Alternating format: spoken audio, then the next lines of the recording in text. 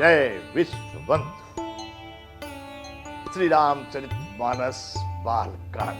बंधुओं, ये राम विवाह की कथा चल रही है। यहाँ राम जी के विवाह की तैयारी, सब लोग मंडप में पहुंच गए, राम जी भी पहुंच गए।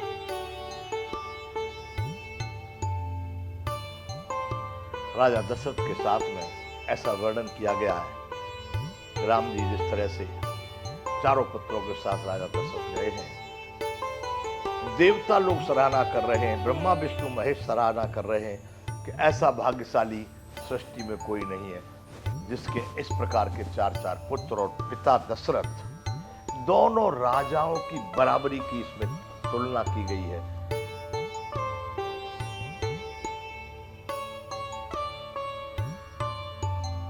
इन समान वर्तमान में कोई है नहीं।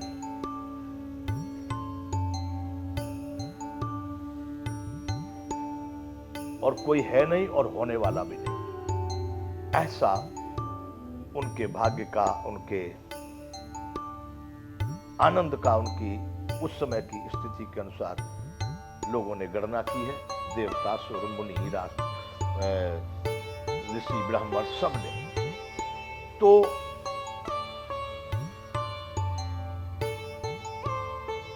रामचंद्र जी को देख देख करके सब लोग अपने अपने जीवन का सुख ले रहे हैं। नाऊ बारी भाट नट राम निछावर पाय, मुदित आशीष है नाय सिर हरसुन हृदय समाय। ये है 319वां दोहा बालकांड का कि नाऊ बारी। बंधु, ये हमारे भारत में इस समय पर वर्तमान की बात करें तो बड़ा बवाल चल रहा है जात पाति के हिसाब से कि भाई तुमने किसी जाति का नाम क्यों ले दिया। मेरा अपना मानना है बंधुओं, ये कोई लड़ने की या छोटे की या बड़े की प्रेम की बात है। बंधु, नाऊ कोई बुरी चीज नहीं है, बारी बुरी चीज नहीं है, धीमर बुरी चीज नहीं है, कहार बुरी चीज नहीं है। ये तो संबोधन है। जो लोग बालों की सेटिंग कटिंग करते हैं उनको नाई कहते हैं, एक संबोधन। एक बार की मैं आपको बात बताऊं, हमारे यहां एक ऑफिसर बैठे हुए थे, सरकारी संबंधित ऑफिसर, जो इस तरह की जाति पात की बातों पर या इस तरह के शब्दों पर जिनको कार्रवाई करने की सत्ता है।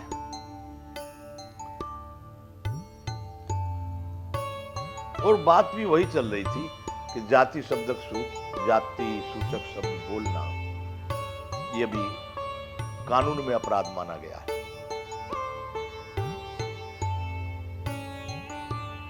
तो बात ये चल रही थी किस तरह से भाई अगर जाति सूचक नहीं बोलेंगे तो काम कैसे चलेगा।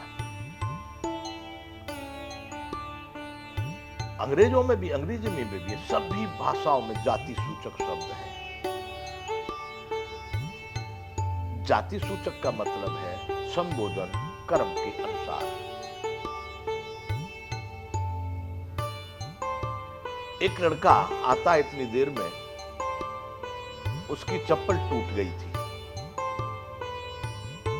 मजदूर कर्मचारी वो देख रहा है चप्पल टूटी हुई है, तो भाई क्या करना चाहिए इसको, तो कोई बोला जुड़ जाएगी, इसको बनवा लो। तो वो साहब यहीं के लोकल ऑफिसर अधिकारी थे और वो वहां से निकलते उस रास्ते से। तो हमारे यहाँ एक रामनगर जगह है और रामनगर में एक पेड़ है, उसके नीचे एक भाई जूते या चप्पल जो फट जाते हैं, टूट जाते हैं, उनकी सिलाई करना, तेगड़े लगाना, उनको जोड़ देना, वो काम करता है। यहाँ पर उनको बोलते हैं मोची। तो अनायास जब ये बात आई तो उन साहब के मुंह से निकल गया, वो रामनगर में वो पेड़ के नीचे बैठता रहा वो मोची, वहां इसको ले जाओ, जोड़ देगा। तो साहब जी बात आई तो हमने उन साहब से कहा, मैंने कि साहब आप जो बोल रहे हो ये तो फिर जाति सूचक शब्द हो गया। इसी बात पर चर्चा हो रही थी कि जाति सूचक शब्द नहीं बोलना है। अब यदि यूं नहीं कहते हैं कि मोची, यूं कहा जाए जाओ रामनगर में, जाओ रामनगर जुड़वा के लाओ। कहां जुड़वा के लावे, किसके पास ले जाएंगे, कौन इस काम को करता है। तो जाति शब्द अब मोची कहा गया तो मोची का मतलब ही नहीं नीचा ऊंचा बड़ा छोटा, मतलब नहीं। वह उस कार्य को करता है जिसका जो कार्य था उसके अनुसार उनको संबोधन दिया गया। जो लोग कपड़े धोने की वैसी व्यवस्था करते थे, अंग्रेजी में भी कहते वाशरमैन, हिंदी में धोती कहते, दूसरी भाषा में दूसरा कुछ कहते। तो ये सुथार जो लकड़ी से सारे सोफा सेट से लेकर के हल और लकड़ी बनाते, उनको कहते, लोहे का जितना काम करते पंचाल कहते। तो ये कोई बुरी बात थोड़ी है, पंचाल कह देना या सुथार कह देना कोई बुरी बात है? बिल्कुल नहीं बंधुओं, ये एक संबोधन है। एक पिता के अगर 8 बच्चे हो में और उनके 8 के अलग अलग कार्य हो में या 8 के अलग अलग, तो आप किस तरह से उनको समानता देकर के कहेंगे? खिलाने में समान है, बैठने में समान है, पीने में सब ठीक है, लेकिन जो बड़ा है उसको तो बड़ा ही कहते रहोगे, छोटा है उसको छोटा कहते रहोगे, मध्यम उसको मध्यम कहते रहोगे। तो कहने का मतलब ये तो जो संबोधन है इन पर कोई भी विरोधाभास नहीं होना चाहिए। रही बात कि लोग ब्राह्मणों की, इस समय पर तो ब्राह्मणों की क्या स्थिति है आप सब लोग देख रहे हैं, जान रहे हैं। ब्राह्मण उसको कहते थे जो ब्रह्म तेज से सदैव संपन्न होते थे, वो ब्रह्म में रमण करते थे, ब्रह्म को जानते थे। प्रजाति यदा कामान सर्वान पार्थ मनोगतम आत्मन्नेव आत्मना तुष्ट स्थित प्रज्ञ तदुच्यते। वैसे ब्राह्मण स्थित प्रज्ञ को, और भी इसमें श्लोक आए हैं कि जन्मता जायते सूत्र है संस्कारों विद्युत। यहां पर कहा गया जो ब्रह्म को जानता वो ब्राह्मण है। इसलिए मेरे विचार से ये जातियों के शब्दों से किसी को नाखों से नाराज नहीं होना चाहिए, प्रेम से स्वीकार करना चाहिए। जो हम कार्य कर रहे हैं ठीक है, बाकी बाद नहीं होना चाहिए। ये नहीं ये हमारे बराबर नहीं बैठेगा, ऊपर नहीं जाएगा, नीचे। अरे कोई भी व्यक्ति कितना भी ऊपर जाए, सहर्ष अपने कर्मों से वह जो भी प्राप्त कर सकता है होना चाहिए, उसमें कोई रुकावट नहीं डालनी चाहिए और उसमें समर्थन देना चाहिए। रामायण की लोग बात करें तो रामायण में तो दिया है,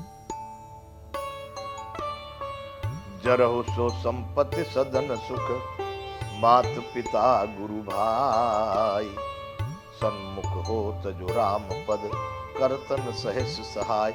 माता पिता गुरु भाई सबको संपत्ति मकान दुकान सब जल जाए, जो भगवान की ओर कोई जा रहा है उसको सहायता न करे, उसको जल जाने करे, रुकावट डाले, उसके लिए तो क्या कहेंगे। तो बंधुओं यहाँ पर बात आई कि नाऊ बारी भाट नट, राम निछावर पाए, मुदित असीस है नाय, सिर हर सुन हृदय समाय।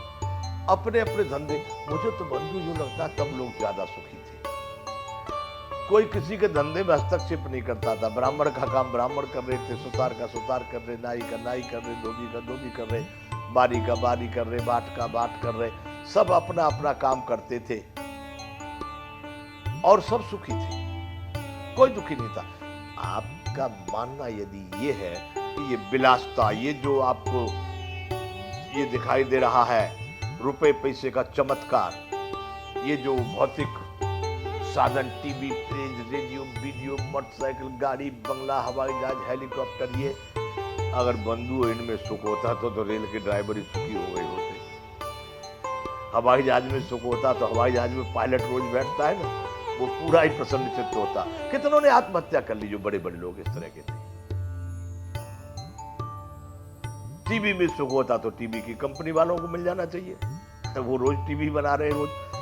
ये जो बेचने वाले जिनके क्या कहते हैं सेल्स, जिनके जहाँ रूम होते हैं, जहाँ शोरूम के हो या क्या कहेंगे उनको, जहाँ से, तो वहां पर टीवी ऐसे ऐसे सिस्टम बनाए गए। अभी तो कभी रोड पे से निकलते तो ऐसे उनके टीवी वालों के पैलेस, टीवी पैलेस, तो कांच लगे हैं बाहर से, तो दिखते तो सैकड़ों टीवी एक साथ में चलते दिखते हैं। यदि उसमें ही सुख होता टीवी में तो वो तो 100 टीवी चला रहे, वो तो बहुत बड़े सुखी हो गए होते। बंधुओं, सुख, आप सुख के सागर हैं, आप आनंद स्वरूप हैं, आप ही परमानंद के अधिकारी हैं। सुख आप में स्वयं में है, उनमें नहीं है। इसलिए ये सभी बातें, अरे भाई जिसका जो कर्म था, जिसका जो धर्म था, जिसका जो नीति थी, उनको वैसे वैसे कार्य मिले हुए थे और सब लोग बड़े प्रेम से अपने जीवन को जीते थे। यहाँ पर नाऊ बारी भाट नट राम निछावर पाए, मुदित असीस नाय सिर हर सुन हृदय समाए।